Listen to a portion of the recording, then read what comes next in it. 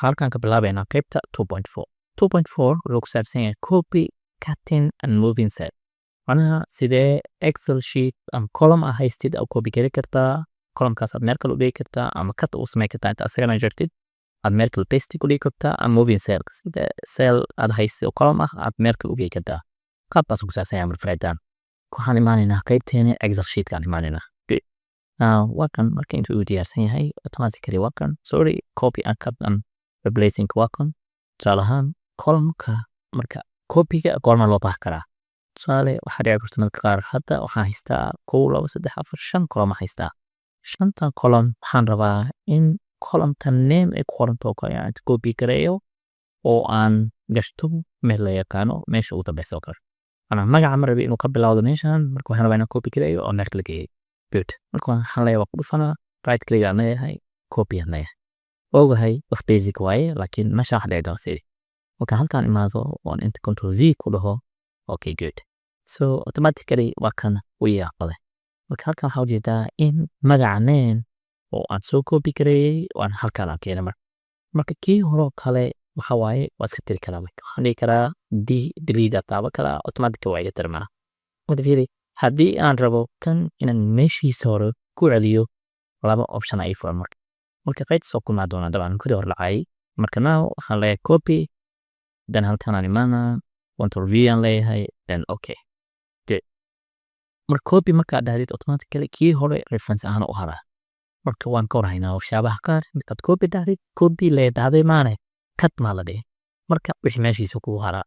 marka kan oo kale waa iska tiri kartaan maadaama oo daatadin hore noogu jirin that's why hadda formatkan oo kale jarto waxaa leedahay formatka taabane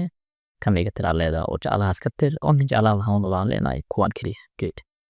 now copyga marka waxaan ku arnay qaabkaasi uu yahay shortcut waa samayn kartaa Ctrl+C yaa dhihi kartaa which means copy leewaay halkaan imaana Ctrl+V play which means the same only if kala duwan yihiin waxaa la dhahay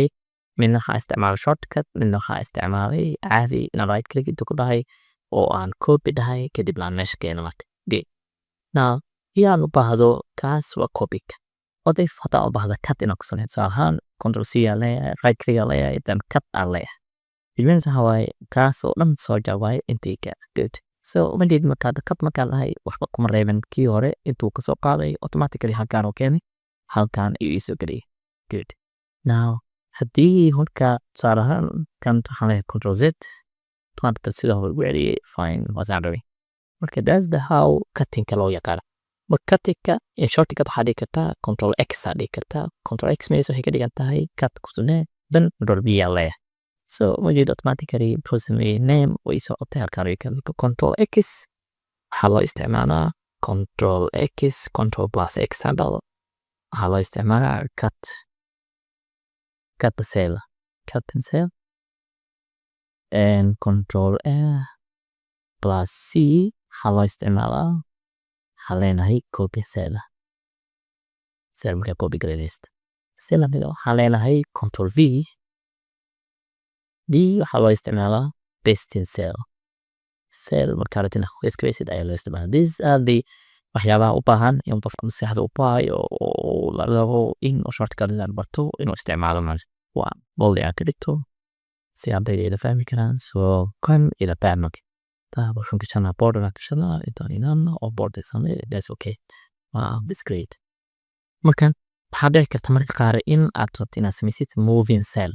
أنا cell كانوا كلا سؤالها دي أو كلا رتينا moving سميسيت أمير كلا كيد أما نحن سو جلسيت أمير لميدا كيد كثير حاسمينها كان هكو dynamic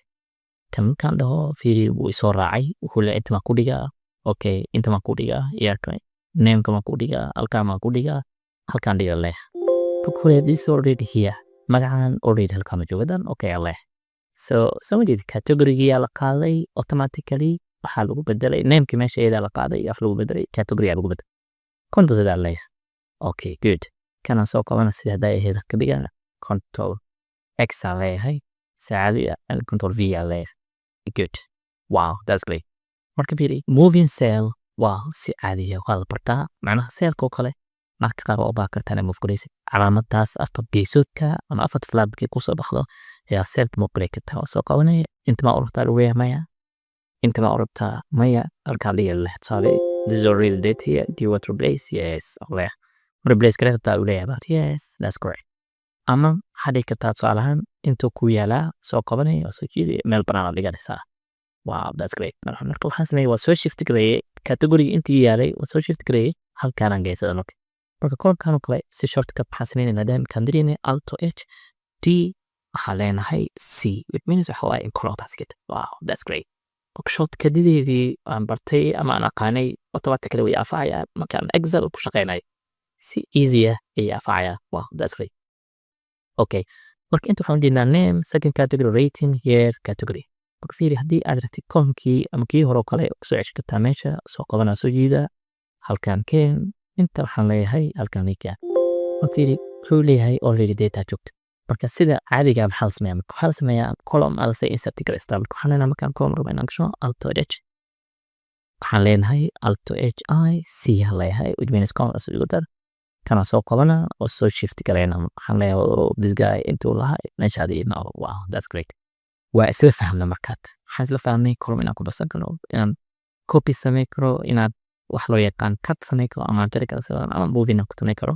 asagiyo inaan ku sameyn karo aad baan iskula fahmay waxaan rajeynaa halkaas inaan iskula fahmay 2.4